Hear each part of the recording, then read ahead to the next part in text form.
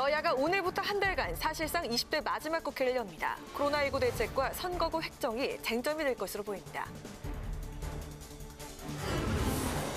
자유한국당과 새로운보수당 등 중도 보수 세력을 통합한 미래통합당이 출범했습니다. 민주당과 야권은 돌고 돌아 도로 새누리당이라며 평가절하했습니다.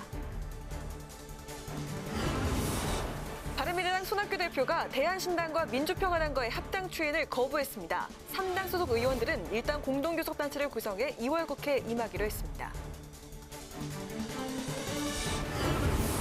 뉴스앤 파워 인터뷰. 오늘은 진성준 민주당 공직선거 후보자 검증이 간사와 함께 검증이 활동 성과와 총선 준비 상황 짚어봅니다.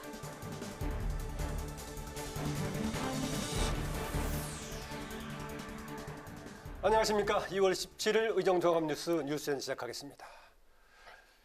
네, 사실상 20대 국회 마지막이 될 2월 임시국회가 오늘 시작이 됐습니다. 내일 교섭단체 대표연설을 시작으로 본격적인 가동에 들어가는데 코로나19 관련 법안 또 선거구 획정 등 주요 현안들이 잘 처리가 될 수 있을지 관심이 모아지고 있습니다. 네, 국회 본회의장 앞에 나가 있는 취재기자 연결해서 자세한 소식 알아보겠습니다. 네, 이소희 기자. 네, 국회의사당에 나와 있습니다. 네, 2월 임시국회 일정 잡는 과정도 복잡했었는데 일단 오늘부터 시작이 되군요. 네, 그렇습니다. 2월 국회 첫날인 오늘은 공식적인 일정은 없었고요. 내일부터 이틀 동안 교섭단체 대표 연설이 시작이 됩니다.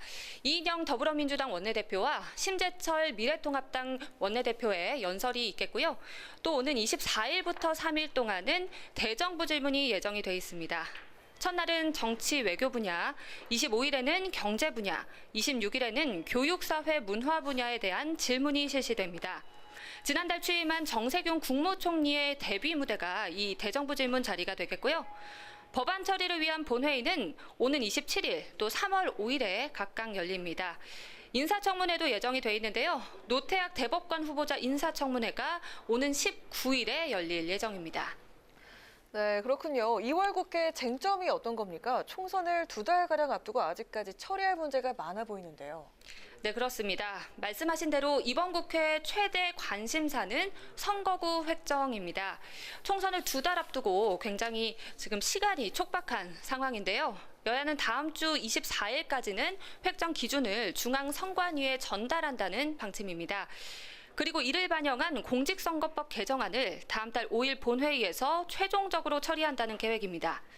하지만 계획한 일정대로 그대로 진행이 될지는 미지수입니다. 여야가 선거구 변동을 최소화하는 방향으로 이 큰 틀의 합의는 했지만 아직 분구나 통폐합 규모, 인구 상한 설정과 같은 구체적인 사안에 대해서는 이견이 있기 때문입니다. 민주당은 분구나 통폐합 선거구를 각각 3곳씩으로 하자 이렇게 주장을 하고 있는데 반해서 한국당은 1곳씩으로 하자 이렇게 주장을 하고 있습니다. 민생법안 처리도 주목이 되고 있는데요. 일단 코로나19 사태에 대한 입법이 중점적으로 논의될 전망입니다. 민주당은 검역법과 감염병 예방법을 비롯한 코로나 대응 3법, 또 여러 상임위에 계류 중인 240여 건의 민생법안을 이번 국회 내에 처리한다는 방침입니다. 현재 금융소비자보호법과 이 과거사 정리법 등이 우선순위에 올라가 있는데 여야가 어렵게 합의한 법안이 있는 만큼 이 민생 법안은 통과될 가능성이 높습니다. 네, 이소희 기자, 그런데 말이죠. 지금 야당이 연일 청와대에서 선거 개입 의혹 문제 또 추미애 장관의 최근 행보 관련해서 여당을 계속 압박하고 있는데 지금 이게 법안 통과에 혹시 차질이 빚어지지 않을까요? 네, 그렇습니다. 한국당, 그러니까 오늘부터는 미래통합당인데요. 예. 이 미래통합당 측은 이 코로나19 대처에 최선을 다하겠다 이렇게 말을 하고 있지만은 이 2월 국회 동안 여당을 굉장히 몰아붙일 태세입니다. 일단 법안 처리보다 이 여야의 정쟁이 우선이 되지 않을까 하는 우려의 목소리가 나오고 있는 상황인데요. 예. 주말에도 미래통합당 측은 민주당의 총선용 선심성 법안을 가려내겠다면서 공세를 예고한 바 있습니다. 이에 더해서 추미애 장관의 탄핵 소추안을 이번 임시국회 안건으로 회부한다는 계획이고요. 청와대 선거 개입 의혹에 대한 국정조사 문제 또한 이번 국회에서 부각시킨다는 계획이어서 총선을 앞두고 여야의 치열한 기싸움이 예상됩니다. 지금까지 국회의사당에서 전해드렸습니다. 네, 이소희 기자 수고하셨습니다. 네, 더불어민주당이 일하는 국회를 만들겠다고 총선 공약을 발표했습니다. 국회 임시회와 상임위 운영을 의무화하고 회의에 출석하지 않은 의원의 세비를 깎겠다고 약속했습니다. 보도에 김희영 기자입니다. 더불어민주당은 21대 국회를 일하는 국회로 만들겠다고 유권자의 표심을 공약했습니다. 국민의 눈높이에 맞는 제도 개혁 및 문화 개선을 위해 국회의 입법 생산성을 제고하고 국민의 신뢰를 회복하겠습니다. 민주당은 먼저 정치적 상황에 따라 국회가 멈추지 않도록 임시회와 상임위 개최를 의무화할 계획입니다. 이와 별도로 각 상임위에서 통과된 법안들이 법사위에서 지연되지 않도록 법사위의 체계자구 심사권을 폐지하고 대신 국회 사무처나 국회의장이 지정한 별도 기구에서 이를 맡도록 하는 방안도 마련했습니다. 또 정당한 사유 없이 본회의나 상임위에 출석하지 않는 국회의원에 대한 제재 방안도 마련됐습니다. 불출석 일수가 10% 늘어날 때마다 세비를 10%씩 삭감하고 불출석이 30% 이상일 경우 최대 제명까지 할 수 있도록 했습니다. 또 헌법 제46조를 위반한 국회의원을 파면할 수 있는 국민 소환제 도입을 추진하기로 했습니다. 헌법 제46조에는 청렴과 국가 이익을 우선한 양심적인 직무수행, 지위남용 금지 등 국회의원의 의무가 명시돼 있습니다. 야권에서도 국회개혁 방안을 내놨습니다. 안철수 국민의당 창당준비위원장은 이달 초에 상임위와 소위원회 자동개회 법제화, 국회의원 출결 상황 공개와 벌칙 부여 등 국회 개혁안을 발표했습니다. 미래통합당은 오늘 군인 정년 60세를 포함한 국방공약을 발표하는 등 현재까지 17개 공약을 내놨지만 국회 개혁과 관련한 공약은 아직 없습니다. 역대 국회 법안 처리율은 갈수록 떨어져 지금은 50%에도 못 미치고 있습니다. 이번 총선 공약이 빌공짜 공약에 그치지 않고 실제 개혁으로 이어질 수 있을지 주목됩니다. 국회 방송 김희연입니다. 네, 자유한국당과 새로운 보수당, 미래를 향한 전진당 등 범보수 진영이 신설합당하는 미래통합당이 오늘 출범식을 가졌습니다. 지난 2017년 박근혜 전 대통령 탄핵 사태를 계기로 흩어졌던 정치권 보수 진영이 3년 만에 통합을 이룬 겁니다. 친박계 중진 의원으로 분리되는 정가변 유기준 의원은 총선 불출마를 선언했습니다. 한도영 기자입니다. 자유한국당과 새로운 보수당, 미래를 향한 전진당이 참여한 총 113석의 미래통합당이 공식 출범했습니다. 통합당의 색은 해피핑크이며 상징 표어는 하나된 자유 대한민국의 힘입니다. 통합당 황교안 대표는 미래통합당 출범은 문재인 정부를 심판하라는 국민의 명령이자 부름이라고 강조했습니다. 자유민주 진영이 국민의 지엄한 명령에 화답해서 과거를 딛고 차이를 넘어서 미래를 향해서 하나로 결집했습니다. 통합당 최고위원회는 기존 한국당 최고위 체제에 원희룡 제주도지사, 이준석 전 새보수당 젊은정당 비전위원장, 김원성 전진당 최고위원, 김영환 전 의원 등 4명이 추가됐습니다. 통합당 공천관리위원회는 한국당 공관위를 수용했으며 공관위원 추가 구성에 대해선 논의가 이뤄질 예정입니다. 다만 외연은 넓어졌지만 한국당 체제를 그대로 가져가는 등 알맹이가 변한 게 없다는 내부 비판은 여전합니다. 유승민 의원이 출범식에 참석하지 않은 것도 혁신 작업이 만족스럽지 않았기 때문인 것으로 전해졌습니다.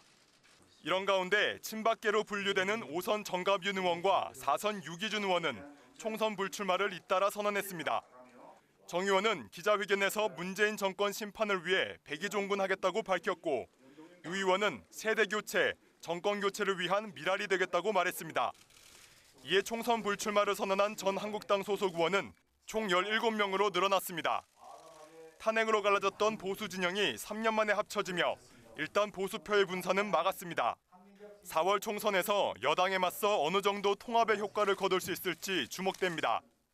국회 방송 한도영입니다. 더불어민주당과 야권은 미래통합당 창당에 대해 탄핵을 불러온 새누리당으로 돌아가고 있다며 평가절하했습니다.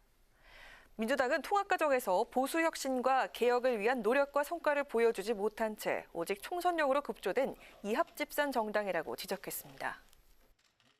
새로 창당하는 제1야당에는 새 인물도 새로운 비전도 잘 보이지 않습니다. 돌고 돌아서 결국 도로 새누리당을 선택했다는 지적을 피하기 어려워 보입니다. 바른미래당은 탄핵 이전과 달라진 게 없다고 꼬집었고 대한신당은 색깔 바꾸기로 국정농단 세력을 포장하기 바쁘다고 비판했습니다. 정의당은 미래통합당의 출범은 박근혜 대통령의 탄핵 이후 추진됐던 개혁보수의 완전한 실패를 의미한다고 밝혔습니다. 네, 민주통합당 출범이 바른미래당 손학규 대표의 합당한 추인 거부로 막판 진통을 겪고 있습니다. 3당 통합논의기구는 일단 손 대표의 반발에도 불구하고 오늘 공동 교섭단체로 등록했습니다. 김세정 기자의 보도입니다. 바른미래당과 민주평화당, 대한신당의 통합신당 출범이 난항을 겪고 있습니다. 바른미래당 손학규 대표가 선거 편의를 위한 지역주의를 선택할 수 없다며 합의한 추인을 사실상 거부했기 때문입니다. 호남신당의 창당은 결코 새로운 길이 될 수 없는 것입니다. 우리 정치가 구태로 회귀되어서는 안 됩니다. 손 대표는 합의문 추인은 신중한 문제인 만큼 국민과 당원의 의견을 충분히 수렴하기 위해 다음 최고위 회의까지 심사를 보류했다고 밝혔습니다. 앞서 3당이 참여하는 통합논의기구는 대표 3인을 공동대표로 하는 신당 지도부를 구성하고 오는 28일 이후 비대위 체제로 전환하기로 했습니다. 이 때문에 세대교체를 위해 통합신당의 대표 역할을 자처했던 손 대표가 향후 자신의 거취에 대해 불만을 가진 것이라는 이야기가 나오고 있습니다. 통합을 추진하던 3당 통합논의기구 대표들은 오늘 오후 비공개 합동의원총회를 열고 별도의 공동교섭단체 구성에 합의했습니다.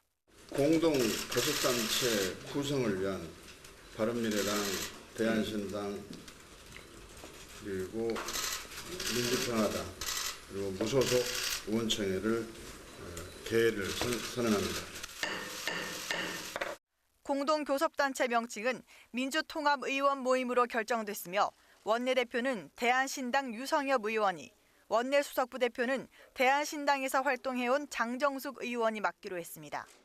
민주통합의원 모임에 참여하는 의원은 바른미래당 7명, 대한신당 8명, 민주평화당 5명, 무소속 이용주 의원 등 모두 21명입니다. 민주통합의원 모임은 교섭단체를 구성해 거대 양당의 방만한 국회 운영을 견제하고 임시국회에서 민생 개혁 법안들을 추진하겠다고 밝혔습니다. 손학규 대표가 호남 3당 통합에 부정적인 입장을 밝힌 가운데 통합이 최종 불발될 경우 바른미래당 호남계 의원들이 집단 탈당해 신당에 참여할 것이란 예상이 나오고 있습니다. 국회방송 김세정입니다. 위험한 화재 현장에서 소방관이 다치거나 숨지는 사고가 끊이지 않고 있는데요. 지난해 국회를 통과한 안전분야 대표법으로는 소방관 처우 개선과 어린이 교통안전에 관한 이른바 민식이법을 들 수 있습니다. 지난 한 해 국회 행정안전위원회 활동 성과 임채영 기자가 보도합니다. 지난해 4월 강원도 고성에서 대형 산불이 발생했을 당시 목숨을 걸고 화재 현장에 뛰어든 소방관들의 모습이 화제가 됐습니다. 그러나 인원 부족과 장비 노후화로 인해 진압에 큰 어려움을 겪었습니다. 이처럼 열악한 근무 환경과 소방관 처우 개선을 위해 국회는 지역별 소방 서비스 격차를 해소하는 법안을 통과시켰습니다. 특히 오는 4월부터 지방 소방 공무원을 국가직으로 전환하고 각 시도에 소방 특별 회계를 설치해 지방 소방 재정을 안정적으로 확보할 수 있게 했습니다. 소방관 국가직 전환에 필요한 재원도 마련했습니다. 여야가 공이 함께 해야 되는데 소방안전교부세를 담배 개별 소비세에서 20% 정도 되어 있는 것을 이번 개정을 통해서 45% 정도 대폭 인상을 했고요.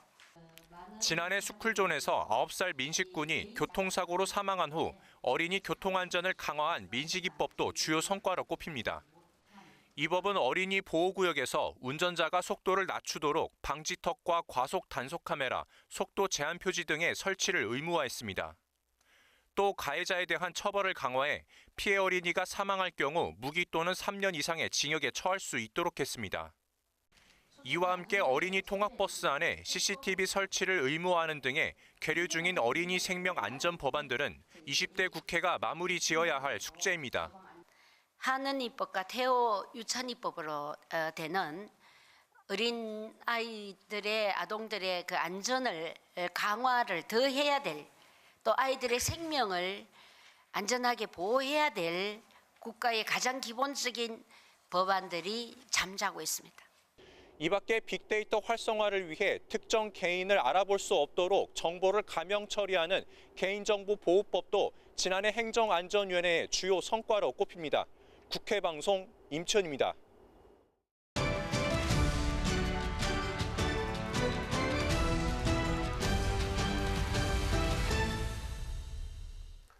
네, 이슈 분석 홍혜진, 박지영 기자와 함께합니다. 홍혜진 기자, 미래통합당에 어제는 박인숙 의원이 이제 불출마 선언을 했는데 오늘도 보니까 2명이 불출마를 선언했어요. 모두 다 부울경에 해당되는 PK 지역 출신이라고요. 네, 그렇습니다. 이 부산 서구 동구 을의 4선의 유기준 의원과 또 울산 중구의 5선의 정가균 의원인데요. 예. 이 두 사람 모두 이 대표적인 친박계 인사로 PK 다선 의원입니다.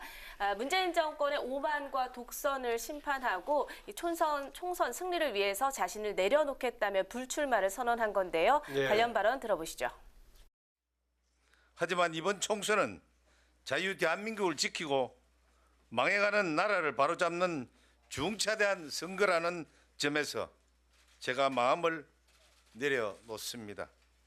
신진 영입을 위한 세대 교체에 숨통을 틔우고 물꼬를 열어주는데 제 자신을 던지고 총선 승리와 정권 교체를 위한 미랄이 되겠습니다. 네, 두 사람 불출마 내용에 있어서는 조금 차이가 있는데요. 정 의원은 이번 총선에 나가지 않겠다고 한 건데 이 유 의원회 같은 경우는 자신의 지역구, 현재 이 부산 지역에는 출마하지 않겠다고 한 겁니다. 즉 다른 지역 혹은 미래한국당의 비례대표로서는 이 출마 가능성에 대해서 여지를 남겨둔 겁니다. 이 보수 텃밭으로 불리는 PK, TK 지역엔 미래통합당 소속의 다선 의원들이 많은데요. 이 공관위가 이들 지역에 강도 높은 물갈이를 예고한 만큼 내일부터 시작되는 이 지역 공천 심사에서 탈락하는 현역 의원들이 적지 않을 것이라는 전망이 나옵니다. 네, 박지영 기자. 민주당은 주말에 2차 공천심사 결과가 나왔는데요. 신창현 의원이 첫 현역 탈락자가 됐어요. 당 결정에 승복한다는 입장을 밝혔다고요? 네, 그렇습니다. 민주당이 현역 의원 컷오프에 신호탄을 쐈습니다. 경기의원 가천시를 전략 공천 지역으로 지정을 하면서 신창현 의원이 현역 의원 중 첫 탈락자가 됐습니다. 네. 신 의원 처음에는 납득하기 어렵다 이렇게 밝혀서 재심을 청구하는 것 아니냐, 반발하는 것 아니냐 이런 좀 예측이 됐었는데 그 예상과 달리 오늘 당 결정에 승복한다는 그런 입장을 밝혔습니다. 신 의원은 오늘 법안 심사를 위해서 환경노동위원회 소위 회의실을 찾았는데요. 네. 그 회의 전 기자들과 만나가서 당이 하기 어려운 결정을 한 만큼 존중한다. 또 전략 공천을 받아서 오는 후보의 승리를 위해서 선대위원장으로 뛰겠다고 밝혔습니다. 네, 박지영 기자, 2차 공천 심사 결과를 본 복수 후보 지역, 현역 의원이 포함되어 있는 복수 후보 지역에도 다시 이제 후보자 추가 공모를 한 것들이 있던데 현역 의원을 컷오프하려고 한 거 아니냐, 뭐 이런 얘기도 나오고 있어요. 네, 오늘부터 이제 추가 공모가 시작되는데 이 세 곳입니다. 이 중에 바로 두 곳이 현역 의원 지역구인데요. 그렇죠. 예. 당내 소신파로 분류되는 금태서 의원의 지역구 서울 강서구 갑하고요. 예. 그리고 선거법 위반으로 2심까지 당선 무효형을 선고받은 이규희 의원의 충남 천안갑입니다. 특히 금의원의 경우에는 정봉주 전 의원이 후보 부적격 판정을 받아서 금의원이 공천을 받는 것 아니냐 이런 좀 관측도 있었는데요. 당의 판단을 달랐습니다. 네. 금태섭 의원의 본선 경쟁력을 장담하기 어렵다는 게 이유였는데요. 때문에 이번 추가 공모가 현역 의원의 컷오프를 염두에 둔 것 아니냐는 말들이 나오고 있는 겁니다. 어떤 변호사가 거기 낼 예정이다 이런 얘기도 나오고 있고 하던데요. 네, 그렇습니다. 하지만 일각에서는 조국 전 법무부 장관 인사청문회 당시에 면전에서 쓴소리를 한 점, 그리고 공수처 투표에서 당론을 따르지 않은 점 등에 대한 당원 여론을 고려한 게 아니냐 이런 분석도 나오고 있습니다. 예. 금태섭 의원 자신의 SNS를 통해서는 더 열심히 준비하겠다고 밝혔는데요. 공천 과정이 어느 누구보다 좀 험난할 것 같습니다. 네, 이 같은 공천 심사 결과가 민주당의 인적 쇄신으로 이어질 수 있을까요? 네, 민주당 현역 의원 20% 교체 의지는 확실한 것 같습니다. 네. 이해찬 대표 오늘 당 최고위원회에서 공천을 통해서 현역 의원 20%가 교체될 것이라고 밝혔는데요. 20% 교체라고 하면 지금 현역 의원 수가 이제 29명 정도 되니까요. 약 한 25명에서 6명 네. 정도가 될 것 같은데요. 그 이해찬 대표를 비롯해서 문희상 국회의장, 원혜영, 강창일, 표창원 의원 등 그 지금까지 불출마를 선언한 현역 의원이 약 16명쯤 되거든요. 아, 이미 16명쯤 네네, 된다고요? 그렇습니다. 그래서 실제 공천에서 탈락하는 현역 의원 숫자는 한 10여 명 정도가 되지 않을까 싶은데요. 예. 그 민주당은 그 경선을 비롯해서 이번 신창현 의원의 경우처럼 전략 공천 지역 지정 등을 통해서 컷오프를 추가로 진행할 것으로 보입니다. 그 이해찬 대표의 발언 직접 들어보시겠습니다. 시스템 공천 심사와 공정한 경선을 통해 전체 현역 의원의 20% 정도가 교체되어질 거라고 생각이 듭니다. 이런 질서 있는 혁신이 진짜 혁신 공천이요. 앞으로도 우리 정당들이 가야 할 길입니다. 네, 야권에서는 드디어 이제 보수통합 세력인 미래통합당 출범 물론 공식적으로 했는데 비판하는 쪽에서는 도로 새누리당이다 이런 얘기 나오고 있고 새누리당만이라도 잘하면 된다 이렇게 얘기하고 있는데 관건은 결국은 국민들로부터 얼마나 신뢰를 받을 것이냐 이거 아니겠어요? 네. 예. 그렇죠. 뭐 여러 우려를 불식시키고 그래도 보수 통합을 완성했다. 뭐 이 점은 좀 높이 평가할 만하다. 이런 얘기가 나오고 있는데요. 네. 이 단일 대우를 형성한 만큼 총선에서 1대1 구도를 끌고 간다면 그래도 좀 해볼 만하지 않느냐. 이런 전망도 나오고 있습니다. 예. 이 황교안 대표도 통합의 의미를 부여했는데요. 발언 들어보시죠. 한 발 한 발을 양보해서 큰 통합을 성사시켰습니다. 저는 이런 모습 자체가 우리 자유민주 진영의 큰 변화, 우리 국민들이 바라던 그런 변화를 이루어낸 것이라고 생각합니다. 네, 홍혜진 기자. 지난번에 네. 보니까 당 로고 색깔을 밀레니얼 핑크라고 했다가 오늘 했죠. 해피핑크로 바꿨더라고요. 네. 확인시켜 주려고 색깔이 오는 것인가요? 네, 직접 시청자분들께서 확실하게 좀 각인이 되시지 않을까 싶어서 좀 입어본 것도 없지 않아 있나라고 얘기를 좀 해보고 싶은데요. 네, 이 황교안 대표의 험지 출마 또 유승민 의원의 불출마 선언으로 이 통합 구심점이 만들어지면서 이 신당 출범까지 오게 됐는데요. 하지만 여러 잡음 가능성은 여전히 남아 있습니다. 두 사람의 만남이 결국 불발이 됐고요. 또 유 의원이 오늘 출범식에 참석을 하지 않은 건데요. 이 당초 보수 통합의 범위에 안철수 전 의원이 포함이 됐지만 안 전 의원이 독자 노선을 선택하면서 외연 확장에 아쉬움을 드러냈고요. 여기에 태극기 부대와의 문제도 해결해야 할 과제로 꼽힙니다. 우여곡절 끝에 통합은 이루었지만 이 국민에게 선택받기 위해서는 넘어야 할 산 여전히 많아 보입니다. 네, 보수 통합 열차는 일찌감치 출발을 했습니다. 네. 이제 먼저 출발을 했는데 호남발 통합 열차는 계속 삐걱거리는 것 같습니다. 호남 기반 3당 통합 가능한 겁니까? 네, 뭐 보수 통합보다는 좀 쉬울 것이다 이렇게 네, 예상됐던 그랬죠. 게 사실 호남 정당 간의 통합이었는데요. 하지만 손학규 대표의 버티기 때문에 쉽지 않을 것으로 보입니다. 앞서 리포트에서도 좀 보셨는데요. 이 손 대표가 3당 합당이 호남 정당이 돼선 안 된다면서 이 합의안 추인을 거부했습니다. 바른미래당은 내일 의원총회를 열어서 비례대표를 제명키로 했는데요. 현재 바른미래당 소속의 의원 17명인데 이 가운데 비례대표 의원이 13명입니다. 이 지역구는 4명인데요. 1명은 안철수계인 권은희 의원으로 국민의당으로 옮길 것으로 예상이 되고요. 남은 3명이죠. 박주선, 주승용, 김동철 의원은 통합신당에 참여할 가능성이 높아 보입니다. 이렇게 되면 이 바른미래당은 사실상 공중 분해될 가능성이 높은데요. 당초 당내 탈당 러시를 막기 위해서 3당 통합을 제안했던 사람이 바로 손 대표이지 않습니까? 하지만 자신의 사퇴 요구에 반발하며 통합 합의 비토 카드를 꺼내면서 또다시 사면초가 위기에 빠진 겁니다. 대한신당과 민주평화당은 손 대표를 빼고 바른미래당의 호남계 의원들과 손을 잡고 통합을 추진할 것으로 보입니다.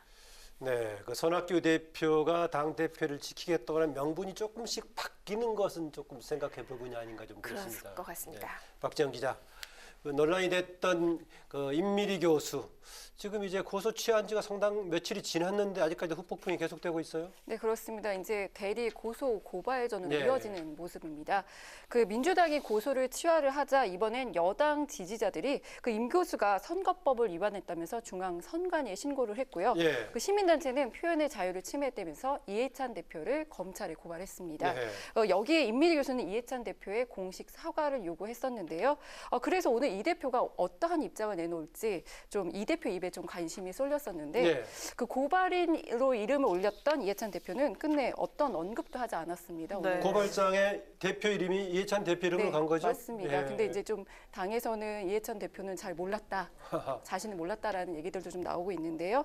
그 대신에 오늘 남인순 최고위원이 자성의 좀 목소리를 냈습니다. 그 민주당은 표현과 언론의 자유를 위해 과거 권위주의 정권에 맞서 투쟁해온 정당이라며 그 앞으로 더 낮은 자세로 국민과 소통하겠다고 강조했습니다.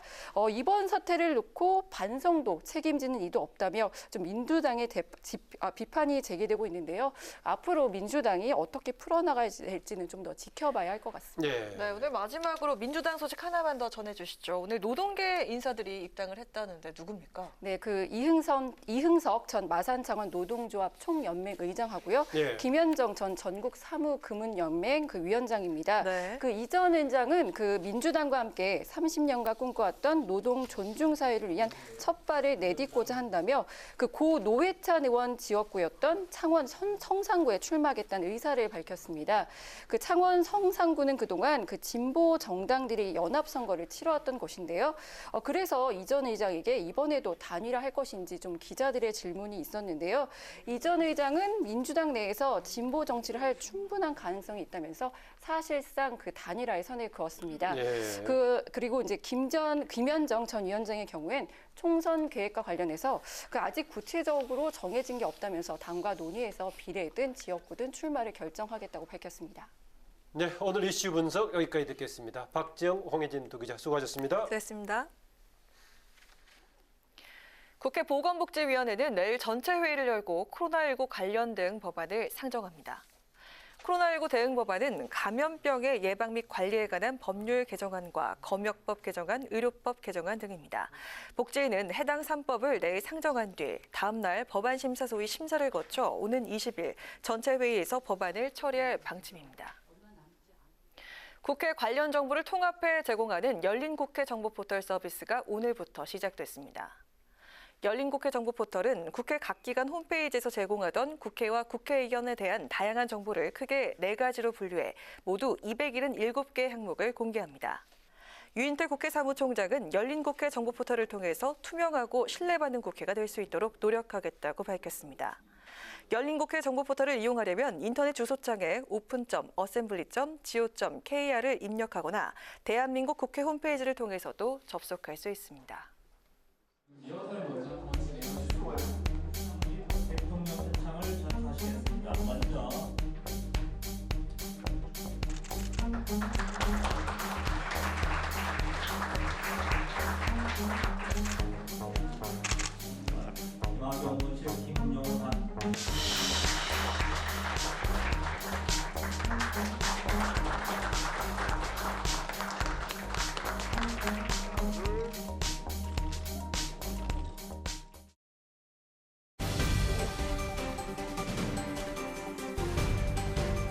오늘의 정치 키워드 탑3 시간입니다. 2월 17일 정치면을 장식한 뉴스는 무엇이었는지 첫 번째 키워드부터 만나보시죠. 자유한국당과 새로운 보수당 등 중도 보수 세력이 참여하는 미래통합당이 오늘 공식 출범했습니다. 미래통합당은 황교안 대표를 그대로 유지하고 기존 한국당 최고위원회 원희룡 제주도지사 등 4명을 추가해서 지도부를 구성했는데요. 이로써 보수 진영은 분열된 지 3년여 만에 단일 대우를 이루게 됐습니다. 네, 미래통합당의 현역 의원 의석수는 한국당 105명, 새보수당 7명, 전진당 1명 등 113석으로 여당인 더불어민주당 129석에 이어서 원내 2당이 됐는데요. 여기에 한국당의 비례대표 전담 위성정당인 미래한국당 5석을 합하면 118석에 이릅니다. 미래통합당은 오늘 당 상징색 햇빛핑크를 공개했는데요. 자유를 원하는 국민, 자유 대한민국을 지키고자 하는 미래통합당의 DNA가 국민의 가슴속에 번져가고 이것이 국민 행복을 추구하는 해피핑크로 미래통합당의 상징색이라고 밝혔습니다. 미래통합당은 문재인 정권에 대한 심판을 기치로 총선 승리를 외쳤는데요. 황교안 대표는 오늘 통합당 출범식에서 우리가 마음을 모았으니 이제 하나의 목표, 정권 심판의 고지를 향해 힘차게 달려가자며 통합당은 앞으로 보수 중도를 원하는 국민들이 함께하는 대통합 정당으로 발전할 것이라고 말했습니다. 네, 미래통합당, 인적 구성 면에서 도로 새누리당이라는 우려의 시선과 함께 보수 통합에 따른 시너지 효과에 대해서는 아직 전망이 엇갈리고 있는데요. 3년 만에 다시 손을 잡은 보수. 이번 총선에서 미래통합당이 일으킬 변화는 무엇일지 지켜보도록 하겠습니다. 이어서 오늘의 두 번째 정치 키워드입니다. 네, 보수 진영이 미래통합당이라는 뜻깊은 결과물을 얻은 반면 바른미래당과 대한신당, 민주평화당 등 3당 통합은 바른미래당 손학규 대표의 합당 추인 거부로 또 한 번 위기를 맞았습니다. 손 대표는 3당 통합 합의문 추인은 신중한 문제이고 국민과 당원의 의견을 수렴해야 한다는 판단하에 오늘 최고위에서의 심사를 보류했다고 밝혔는데요. 손 대표의 이런 갑작스런 입장 변화로 호남신당 통합은 사실상 물 건너가는 것 아니냐는 전망이 나오고 있습니다. 선거 편의를 위한 지역주의는 우리의 선택이 될 수 없습니다. 우리 정치가 구태로 회귀되어서는 안 됩니다. 호남신당의 창당은 결코 새로운 길이 될 수 없는 것입니다. 바른미래당 관계자는 손 대표가 오늘 최고위 회의에서 호남신당에 대한 부정적 의견을 밝힌 만큼 사실상 합의를 거부한 것이라고 밝혔는데요. 특히 호남 3당 합의문에 현 대표 3인이 구성하는 공동지도부의 임기를 오는 28일까지로 하는 조항을 당원부 측에 담는다는 내용을 명시했는데 이에 대해 손 대표가 거부감을 드러내고 있는 것으로 전해졌습니다. 지난 5일 통합 추진을 공개 선언했던 손 대표가 가을짓자 행보를 보이며 입장을 뒤집은 데 대한 비판도 나오고 있는데요. 바른미래당 관계자는 3당 통합을 먼저 제안했던 손 대표가 합의를 결렬시킬 경우 정치적 부담과 비난을 어떻게 피해갈지 모르겠다고 지적했습니다. 네, 손학규 대표를 제외한 호남 합당 대의에 동의한 3당 의원들은 오늘 오후 공동 교섭단체를 구성해 2월 임시국회에서 통합 행보를 시작하는 한편 손 대표를 향해 합당 추인을 계속 촉구해 나가겠다고 밝혔는데요. 바른미래당 의원들의 집단 탈당이 가시화되고 있는 지금 손학규 대표의 마이웨이 행보는 언제까지 이어질지 관심이 모아지고 있습니다. 마지막으로 세 번째 오늘의 정치 키워드입니다. 더불어민주당이 민주당만 빼고 칼럼을 쓴 인민리 고려대 연구교수 고발 이후 거센 후폭풍에 직면했습니다. 당 내부에서도 자성을 요구하는 목소리가 잇따라 나오고 있는데요. 이런 가운데 오늘 아침 국회에서 열린 지도부 회의에선 남인순 최고위원이 임 교수의 성명이 아프게 한다며 반성의 뜻을 내비쳐 눈길을 끌었습니다. 민주당은 표현과 언론의 자유를 위해서 과거 권위주의 정권에 맞서 투쟁해온 정당입니다. 임미리 교수의 컬럼이 아프게 합니다. 민주당이 앞으로 더 잘하겠습니다. 남인순 최고위원은 이어 더 낮은 자세로 국민 여러분과 지속적으로 소통하고 공감하면서 민생을 최우선으로 챙기겠다면서 겸손한 자세를 강조했는데요. 임미리 교수에 대한 고발 사태 이후 당 지도부가 공식 석상에서 이를 언급한 건 이번이 처음입니다. 이어 이낙연 전 국무총리도 당 공동상임위 성대위원장 내정자 자격으로 국민에게 사과의 뜻을 밝혔고 당 지도부는 더 낮은 자세로 임하겠다며 몸을 낮췄는데요. 이 전 총리는 겸손함을 잃었거나 또 겸손하지 않게 보인 것들에 대해서 국민들께 미안하게 생각한다며 앞으로 저부터 더 스스로 경계하고 주의하겠다. 당도 그렇게 해주길 기대한다고 밝혔습니다. 네, 오만한 여당이라는 프레임을 우려했던 것일까요? 이해찬 대표의 공식 사과는 없었지만 당 지도부가 앞다퉈 더욱 겸손한 자세로 민생 현안 해결에 집중하겠다는 의지를 밝혔는데요. 4.15 총선이 2달도 채 남지 않은 지금 더 낮은 자세로 국민과 소통하며 민생을 챙기겠다는 민주당의 진심은 과연 유권자들에게 온전히 전달됐을지 지켜보도록 하겠습니다. 이상 오늘의 정치 키워드 탑3였습니다.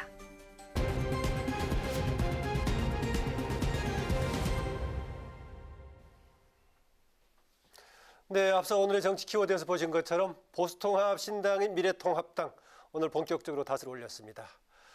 탄핵 과정에서 갈라졌던 보수 진영이 3년여 만에 지금 다시 모이게 됐는데요.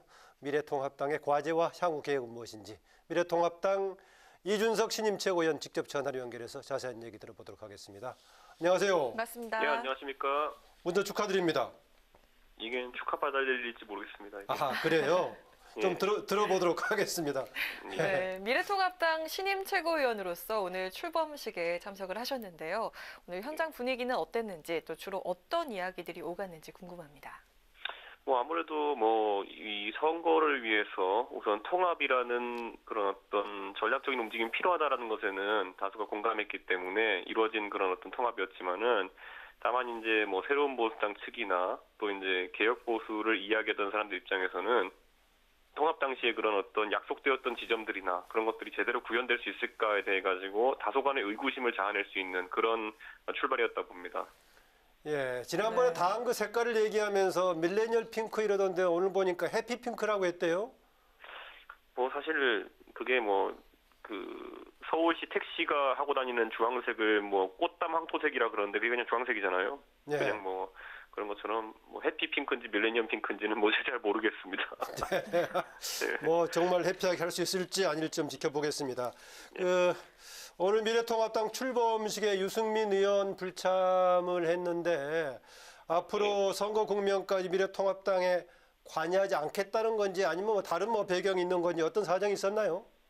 유승민 의원은 지금까지 항상 본인이 어떤 정치적인 판단들을 하는 시점에 있어가지고 정치적으로 곱씹어보는 기간 또는 고찰의 기간을 가진 적이 많습니다. 예. 그래서 예전에도 보면은 그 원내대표 선거에서 나가서 당선되어서 박근혜 대통령과의 갈등이 있은 뒤에 예. 거의 한 반년에서 1년 가까이 집거 기간을 거쳤고요.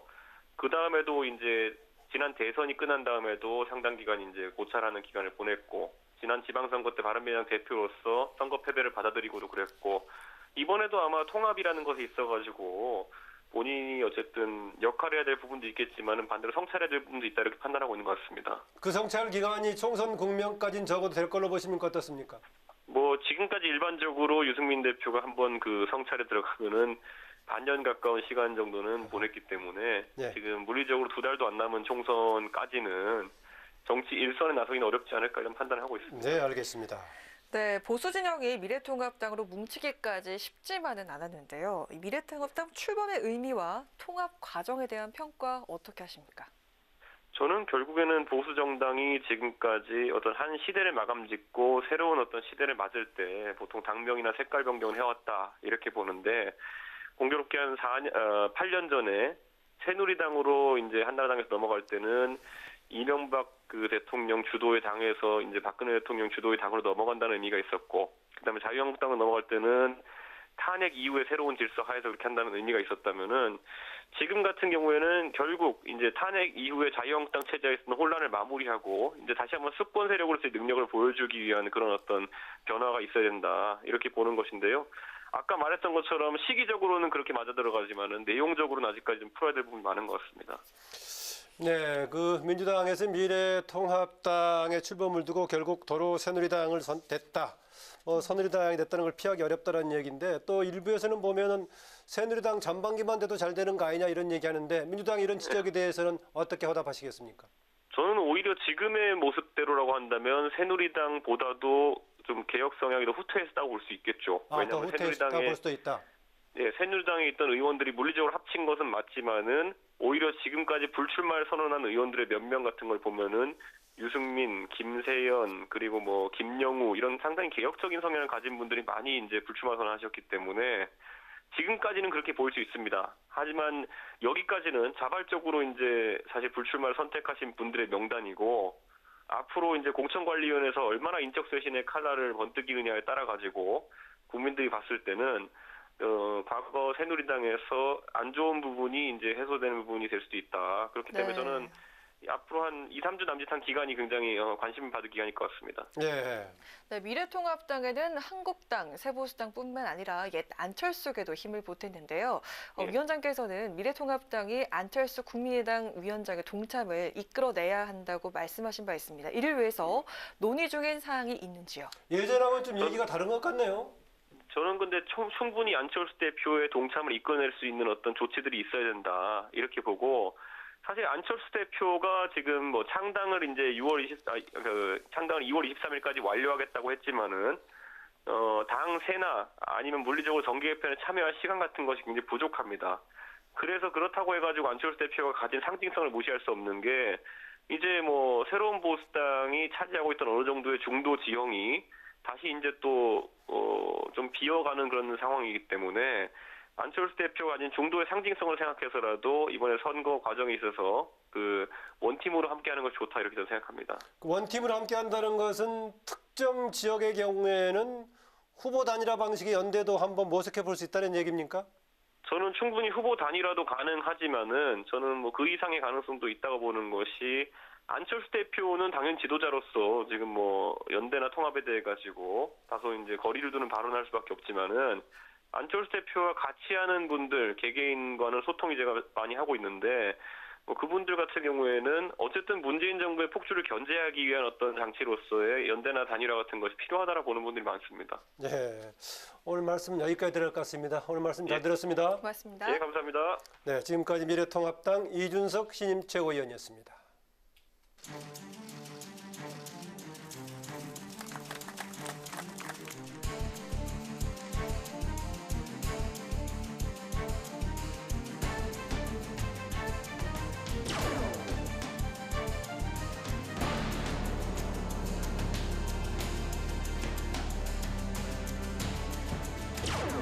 있어서도 긁어 잡니다.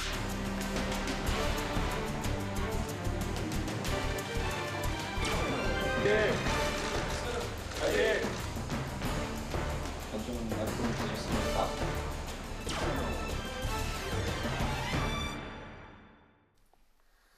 네, 이번 시간은 뉴스N의 파워 인터뷰 시간입니다. 여야가 21대 총선 승리에 사활을 건 가운데 민주당은 필승을 다짐하면서 그 어느 때보다 엄격한 잣대로 후보자 검증을 진행했는데요.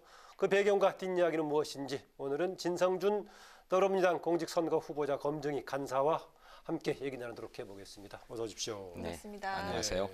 네, 현재 검증위 활동이 모두 마무리가 된 상황이죠. 네. 김의겸 전 청와대 대변인, 또 그리고 정봉주 전 의원 등 인적 리스크를 좀 잘 관리했다라는 평가가 나오고 있는데, 소회부터 여쭙겠습니다. 네, 우리 당의 동지들을 검증하는 일이 쉬운 일은 아닙니다. 네. 제 식구에게 칼날을 들이대야 되는 일 아니겠습니까? 네. 그렇지만 아까 평가해 주신 것처럼 검증이 부실했다거나 또는 무슨 제 식구 감싸기를 했다거나 또는 역으로 너무 과도하게 무리하게 검증을 했다거나 하는 평가를 듣지 않고 대체로 무난했다 뭐 이런 평가를 듣는 것 같습니다. 네. 그런 점에서 대과 없이 일을 치러냈다고 스스로 평가하고 있습니다. 네. 네, 뭐 이번에 민주당 후보 검증 관련해서 여러 가지 나왔는데요. 저 얘기를 좀 물어보겠습니다. 송병기 전 울산경제부시장. 네.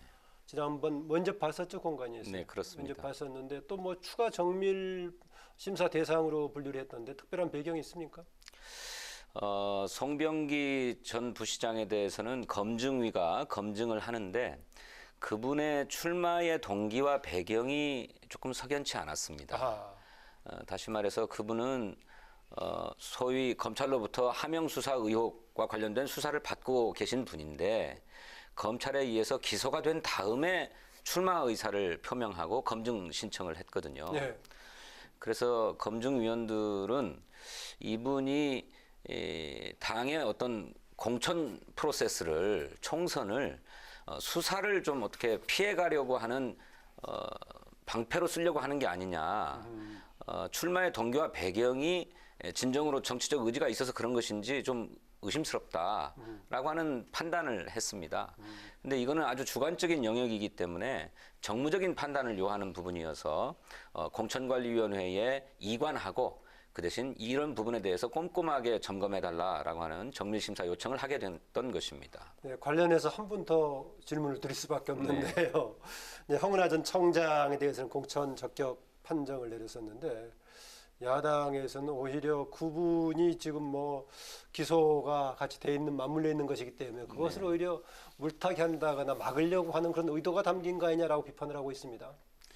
황운하 전 청장은 경찰청장으로 재직하면서 계속 본인은 출마하겠다라고 하는 의지를 피력해 왔습니다. 그거는 이 뭐 이른바 하명 수사, 울산 사건에 대한 수사가 다시 재개되기 이전부터 그런 의사를 피력해 왔고 또 특히나 검경 수사권 조정에서 아주 앞장서서 목소리를 내와서 검찰로부터 일종의 표적과 같은 지위를 당하게 됐어요. 그래서 이분은 검찰이 자신의 그런 검경 수사권 조정에 대한 강력한 의지에 대해서 제동을 걸기 위해서 출마를 막기 위해서 수사를 하고 있는 거다. 공관위에서는 최근 그 황운하 전 청장 관련 대체로 검찰의 입장을 그런 방향으로 지금 이해를 하고 판단하고 있습니까 지금? 그렇죠. 청와대가 선거에 개입해서 이른바 김기현 울산시장을 낙마시키기 위해서 고의로 수사를 했다거나 표적 수사를 했다거나 기획 수사를 했다거나 하는 일이 아예 없습니다. 그런 일이.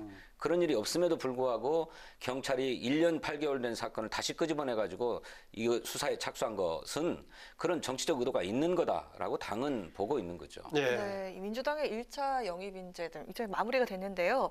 감동과 스토리가 있는 인재 영입으로 좀 이목을 끌었습니다. 근데 뭐 원종건 씨 사건 등 악재가 불거지면서 좀 검증의 한계를 노출했다라는 평가가 있는데요. 영입 인사들에 대해서는 송국 검증을 면제해주는 특별 대우를 해서 문제가 좀 생겼다라는 이런 지적에 대해서는 어떻게 보십니까? 특별 대우가 아니라 영입 인사에 대해서는 그럴 수밖에 없어요. 또 반대로 책임도 못 진다라는 얘기도 나올 법한데. 네, 글쎄 그 영입 인사는 원래 당에 계신 분이 아니고 당의 필요에 의해서 제발 입당 좀 해달라고 해서 모셔오는 분들이잖아요.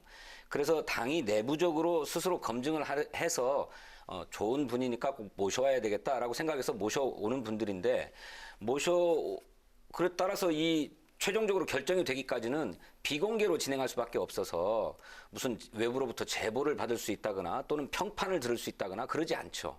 당이 가지고 있는 자원을 가지고 제한적으로 검증할 수밖에 없고 따라서 아주 사적이고 내밀한 부분에서 본인이 실토하거나 고백하지 않으면 알기 어려운 게 참 많습니다. 이제 문제의 인사가 나왔던 부분에 대해서는 저희들 또 안타깝게 생각을 하는데 당의 영입 프로세스의 성격 또 그것이 가지고 있는 한계 때문에 불가피하게 발생했던 일이다 이렇게 생각합니다.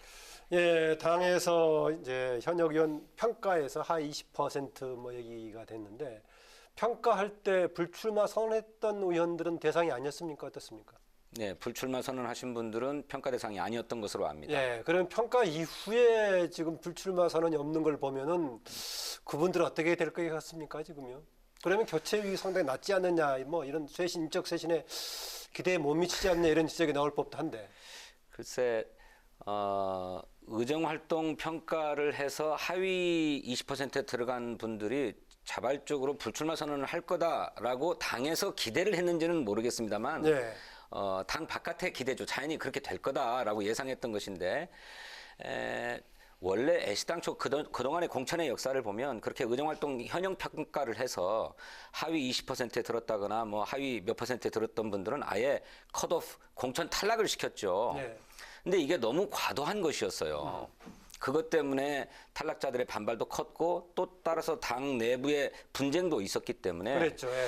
오히려 감점을 많이 주고 그 대신 경선을 할 수 있는 기회를 줘서 그런 감점의 불이익을 당하면서도 경선을 통과한다면 공천하는 게 좋겠다. 이렇게 해서 룰을 만들었던 것이죠. 그러니 평가에서 뭐 하위 점수를 받았다 하더라도 왜 불출마를 선언을 하지 않느냐라고 마구 체근하거나 강요할 수 없고 이분들이 그런 불이익을 감수하면서 경선을 하겠다고 했으니 경선을 하게 해야 되는 거죠.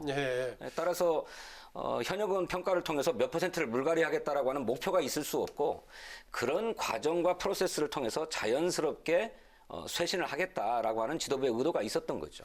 예전 기준에 비춰본다면은 그 중에 일부는 컷오프가 됐을 가능성이 충분히 있는 거죠, 그러니까 예전 방식. 예전 방식이라면 그럴 수 있었던 거죠.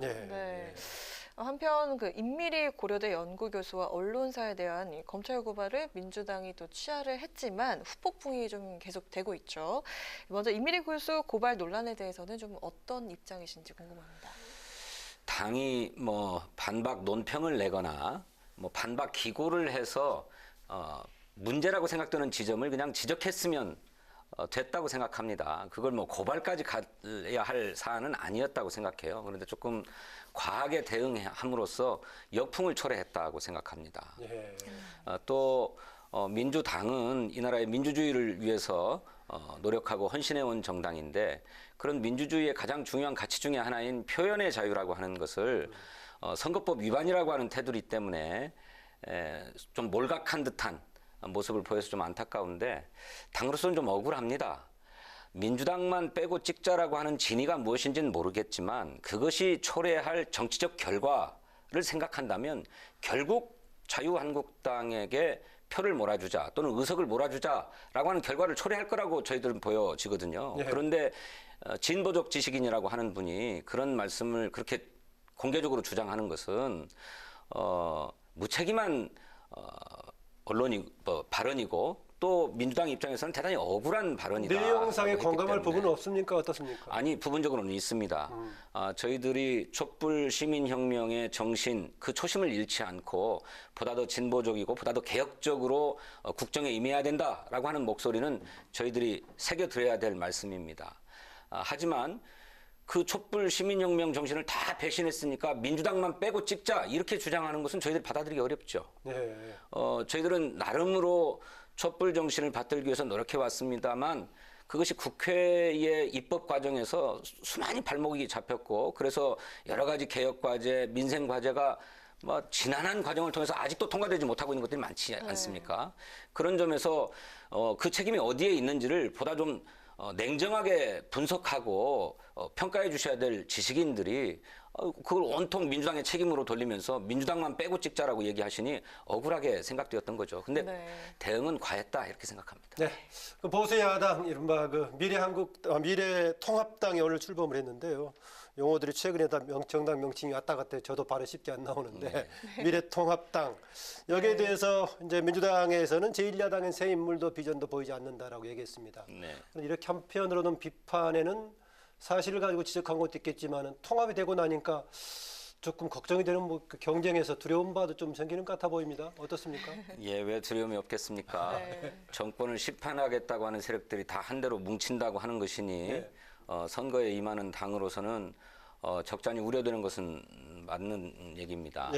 그런데 아까 이준석 최고위원의 인터뷰를 들어보니 그분도 썩 내키려 하지 않는 것 같습니다. 원래 혁신과 통합추진위원회가 목표로 했던 것은 중도 보수 통합 정당이었는데 오늘 규정에서 보여지듯이 중도는 싹 빠지고 보수 통합 정당으로 규정될 수밖에 없는 한계가 있는 거죠. 그리고 또 유승민 전 대표도 출범식 행사장의 모습을 드러내지 않았는데 그것은 본인이 얘기했던 통합의 3원칙이 전혀 관철되지 않은 채 앞으로 추진해야 될 과제로 남은 데 대한 불만을 그렇게 표출한 게 아닌가 싶거든요. 그런 점에서 선거의 어떤 정치적 파괴력은 그렇게 크지 않을 거다 이렇게 생각합니다. 근데 다만 그들이 한데 뭉쳤기 때문에 새를 규합한다고 한 차원에서는 적잖이 걱정되는 게 사실이죠. 네, 마지막으로 총선 준비 상황에 대해서도 여쭙도록 하겠습니다. 이번 총선 출마 지역구가 강서을인데요. 출마 배지 지금 민주당 당 배지가 배지 지금 예, 이거는 당 배지인데. 본격적인 이제 선거운동 준비하느라고 딱 오늘 머리도 짧게 다듬으시고 한 것 같은데. 예, 그저께 저의 상대라고 생각했던 김성태 의원께서 불출마 선언을 했습니다. 전에 선거 때 같이 경쟁을 했었죠? 네, 그렇습니다. 20대 국회 때 경쟁에서 제가 뭐 큰 표차로 패배했는데 저는 이제 다시 한번 리턴 매치를 해서 하고 싶었는데 서력을 해보고 싶다는 생각을 갖고 있었습니다만 김성태 의원이 갑작스럽게 저도 예상 못했는데 불출마 선언을 하셨어요. 상대가 사라졌는데 그 때문에 어떤 분이 또 공천되어서 나올지 어쩌면 전략공천 지역으로 묶여서 전략공천될 가능성이 높다고 저는 보여지는데 선거의 불확실성이 그만큼 높아져가지고 저는 긴장을 풀 수가 없는 그런 상황입니다. 마지막 질문이라고 했는데요. 그 지금 당장은 선거가 당면한 과제 아니겠습니까? 선거 당면 과제인데 정치인으로서의 포부를 곁들여서 마지막 발언 부탁드립니다. 우선 총선에서 꼭 승리하고 싶고요. 그렇게 21대 국회에 들어가게 되면 여러 정치적 상황과 조건을 살펴봐야 되겠습니다만 저는 개헌을 좀 추진하고 싶습니다. 개헌, 네. 제가 청와대 정무기획비서관으로 일하면서 대통령 헌법 개정안을 준비하는 일을 주도적으로 했습니다. 핵심적으로 헌법령이 개정하고 싶은 게 어떤 겁니까? 국민의 기본권도 있고요. 국민의 기본권이 크게 신장돼야 되는데 핵심적인 것은 우리 사회가 앞으로 분권형 사회로 가야 되는데 예. 이 분권 문제를 보다 체계화시켜야 된다고 생각합니다. 예. 그래서 대통령도 그런 점들을 많이 고려해서 지방 분권을 획기적으로 강화하기 위한 지방자치의 장을 별도로 설정해서 개정안을 만들 정도로 대통령제 했었는데 자체에 대한 분권은 뭐 문제의식이 없습니까? 어떻습니까? 청와대에서 당시에 일을 할 때의 문제는 대통령 4년 중임제가 적합하다라고 보고 그 대신 대통령이 가지고 있는 이러저러한 권한들을 조금 분산 배치할 필요가 있다라고 생각해서 가령 총리의 지위를 책임 총리로서 분명하게 해서 예. 대통령을 보좌한다라고 하는 구조를 뺀다든지 하는 이런 분권형 조치들을 취했고 또 국회에도 보다 더 많은 권한을 드릴 수 있도록 하는 조치도 포함되어 있었는데 그런 대통령 개헌안을 포함한 개헌 과제가 20대 국회에서 실현되지 못해서 안타깝게 생각하고 여건이 닿는 대로 국회에 들어가게 되면 개헌을 본격적으로 추진해보고 싶다라고 하는 그런 소망을 갖고 있습니다. 네. 20대 이제 21대 국회가 되는 거죠. 21대 국회의 소망대로 잘 되시길 바라고 얘기하신 대로 특히 분권 관련 개헌도 좀 성과를 거두시길 기대해 보면서 오늘 말씀 여기서 마무리하겠습니다. 고맙습니다. 네, 감사합니다. 예, 뉴스앤 파워 인터뷰 지금까지 신성준 더불어민주당 공직선거 후보자 검증이 간사와 함께했습니다. 다시 한번 감사드립니다. 네, 오늘 서울을 제외한 대부분 지역에 대설특보가 내려지는 등 눈과 함께 영하권의 강추위가 찾아왔습니다. 화요일인 내일은 서울의 아침 기온이 무려 영하 8도까지 떨어지면서 이번 추위가 절정에 달하겠습니다. 내일 아침 출근길 따뜻한 옷차림 하시기 바랍니다. 네, 오늘 뉴스엔은 여기까지입니다. 국민에게 힘이 되는 국회를 위해서 내일도 뉴스엔이 함께하겠습니다. 시청해 주셔서 고맙습니다.